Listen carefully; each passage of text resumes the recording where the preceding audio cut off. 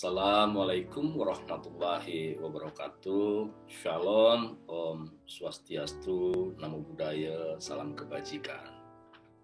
Bertemu dengan saya, Supriyanto Widya Eswara Balidiklat Kepemimpinan Magelang. Pada tanggal 16 dan 17 Oktober 2021, kami diberikan kesempatan belajar di luar badan. Nama pelatihannya adalah ESQ NLP, Neuro Linguistic Programming. Selama 2 hari itu, ilmu yang luar biasa diberikan kepada kami oleh 2 orang, Coach Dani dan Coach Bram. Ada 4 materi pokok yang dibahas dalam 2 hari itu. Yang pertama adalah mengenali submodalities. Ini menjadi awal dari pelatihan di hari pertama, tanggal 16. Kami diberikan pemahaman yang lebih mengenai FAKOK, visual, auditory, kinestetik, olfactory, dan gustatory. Itu adalah jendela untuk masuknya informasi kepada pikiran manusia. Dan dalam NLP itu disebut dengan submodalities. Orang yang mempunyai kecenderungan visual, maka dia akan mudah menangkap informasi-informasi yang masuknya lewat mata. Demikian juga auditori untuk telinga, kemudian kinestetik melalui perasaan, olfactory penciuman, gustatory pengecapan. Namun yang lazim dipergunakan oleh manusia adalah 3 pertama, yaitu visual, auditory, dan kinestetik. Di ESQ NLP ini kami mendapatkan 1 tambahan selain visual, auditory, kinestetik adalah D, yaitu auditory digital. Nah, ini yang menarik yang dibahas oleh para coach, dan para coach luar biasa cara membawakannya sehingga kami memiliki pemahaman yang sangat baik ya terkait dengan hal itu. Kami juga diajari bagaimana untuk kita bisa lebih efektif di dalam berkomunikasi menggunakan submodalities ini. Ya, dalam istilah lain adalah remap. Jadi bagaimana submodalities yang dimiliki oleh seseorang itu kita gunakan untuk pendekatan di dalam melakukan komunikasi. Itu materi yang pertama yang diberikan kepada kami. Yang kedua adalah mengenai metamodel. Di dalam komunikasi sejatinya ada 3 yang biasa dipergunakan, yaitu deletion, distortion, sama generalization. Ini yang digunakan. Sehingga kita bertemu dengan banyak orang, ada yang mengatakan bahwa wah, semua orang di dunia ini nggak ada yang peduli sama saya. Semua orang di dunia ini tidak ada yang peduli sama dia. Nah, kita sebagai mitra komunikasinya kita harus memahami dan bagaimana sebetulnya kita mendapatkan informasi yang lebih terkait dengan pernyataan orang tersebut. Apakah betul seluruh orang di dunia ini nggak ada yang peduli sama dia, nggak ada yang mau tahu urusan dia? Itu biasa di dalam gaya bahasa. Dan kita sebagai orang yang kemudian sudah menguasai ilmu komunikasi, terlebih adalah NLP ini, kita bisa mencari tahu lebih dengan mengajukan pertanyaan. Seperti apa yang dirasakan, atau sebetulnya siapa yang dimaksudkan oleh dia, dan seterusnya. Ada 3 tadi. Deletion itu ada yang hilang, misalnya subjeknya hilang atau predikatnya hilang atau objek atau keterangannya yang hilang. Kemudian yang kedua adalah distortion, dibelokkan. Dan yang tadi contoh adalah generalization, dipukul rata semua orang itu sama, padahal tidak demikian. Ini juga dibahas dan dipraktikkan oleh para coach, sehingga kami dilatih bagaimana sebetulnya menghadapi mitra komunikasi yang menggunakan deletion ini di dalam menyampaikan informasi. Kami harus menggali lebih jauh lagi sehingga makna yang sesungguhnya itu akan kami dapatkan.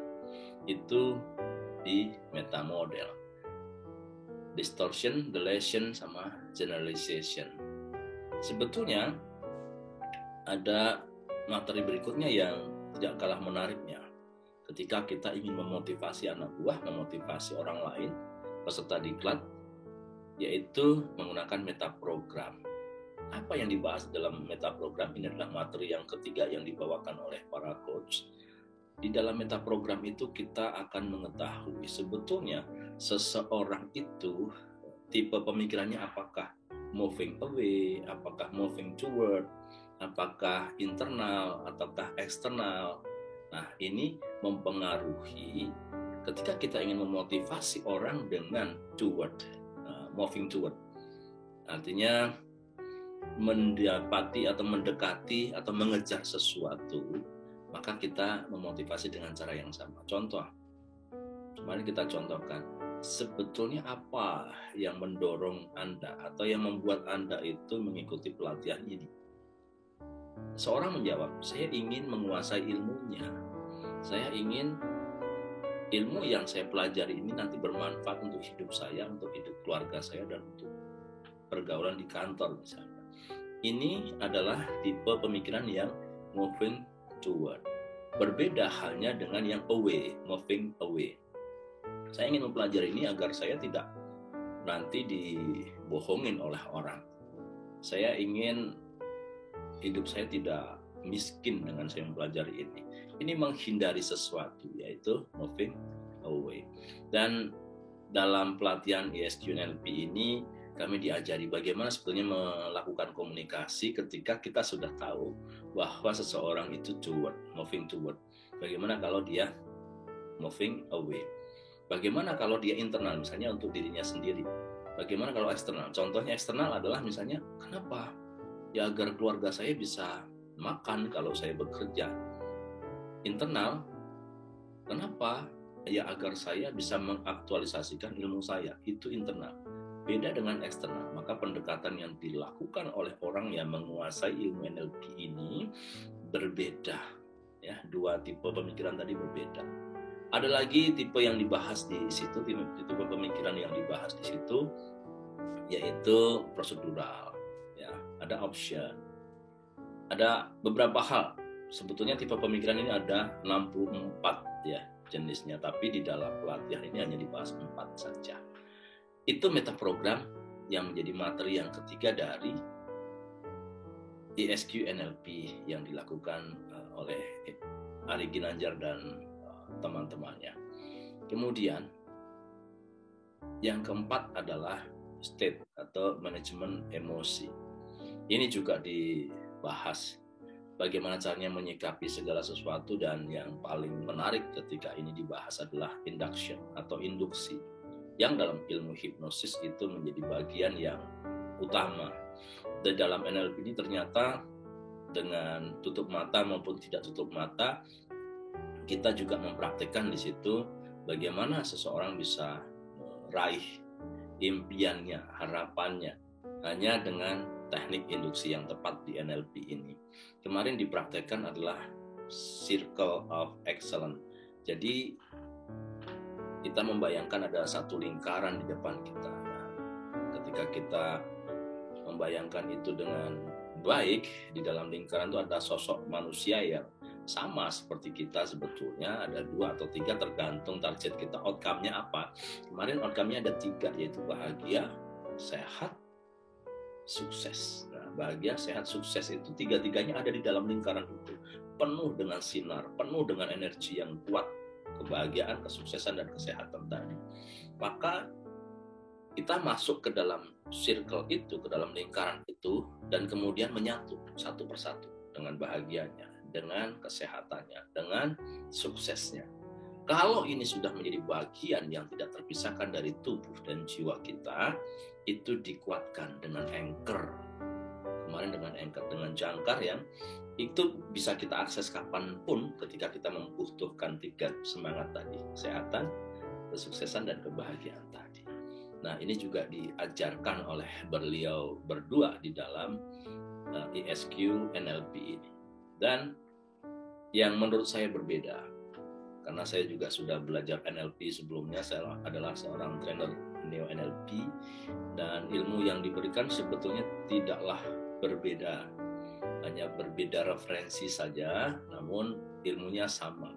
Yang membedakan di ESQ NLP hanya satu, yang lebih ditonjolkan. Sebetulnya di lembaga pelatihan yang lain juga ada, namun tidak terlalu ditonjolkan seperti di ESQ NLP ini, yaitu spiritual drive. Di dalam spiritual drive ini, mereka, teman-teman di ESQ NLP, betul-betul mengaitkan segala sesuatu yang terjadi, proses di dalam pikiran, proses di dalam mengambil keputusan, proses di dalam berperilaku, itu didorong oleh yang namanya spiritual. Nah, dengan demikian, dengan dorongan yang sifatnya adalah spiritual itu, mereka mengharapkan akan lebih besar amplifiernya di dalam tubuh, di dalam pikiran manusia. Ada proses namanya step in, step out, ini yang mereka praktekkan di dalam menjelaskan bagaimana sebetulnya ada emotional state ya, karena spiritual itu kemudian terkait dengan emotional state. Nah, setelah emotional state ada, maka ada yang namanya movie mind atau theater of mind. Nah, ini yang akan mempengaruhi fisiologi body system tubuh. Nah, ini kemudian yang akan menjadi behavior dari setiap orang. Bapak Ibu, sahabat yang terkasih, itu kira-kira apa yang diajarkan selain hal-hal teknis ya. Kalau hal-hal teknis banyak ya, misalnya bagaimana melakukan building repo dengan matching, mirroring, pacing, leading, itu yang sudah lazim lah di dunia NLP ya. Kemudian ada satu lagi yang khusus ya, yang saya baru dapatkan di ESQ NLP adalah 5. The power of 5K.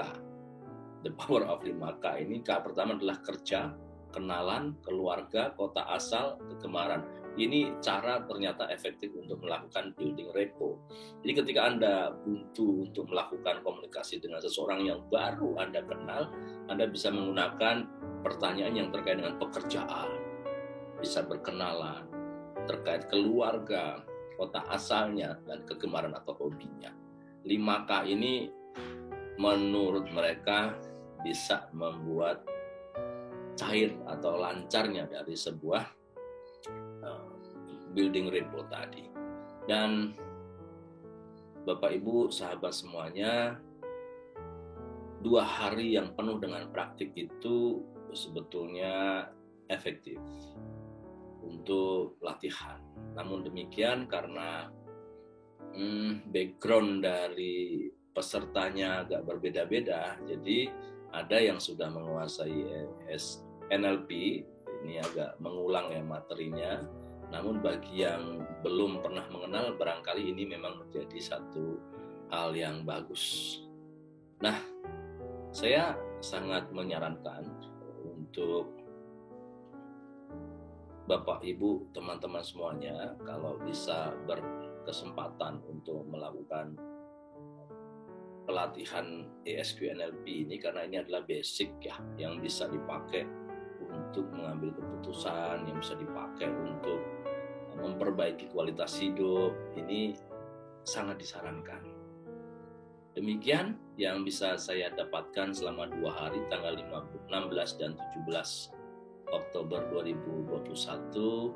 Semoga bermanfaat, dan terima kasih kepada BPPK, kepada Pak Ses, kepada jajarannya, kepada Bapak Kepala Badan, Bapak Kepala Balai Diklat Kepemimpinan atas ilmu yang luar biasa yang kami peroleh, juga pada Bapak Kepala Pusdiklat PSDM. Semoga bermanfaat apa yang saya sampaikan ini untuk menjadi inspirasi buat teman-teman belajar lebih lagi tentang komunikasi, terlebih khusus mengenai NLP. Terima kasih. Assalamualaikum warahmatullahi wabarakatuh. Shalom, Om Santi, Santi, Santi Om, Namo Buddhaya.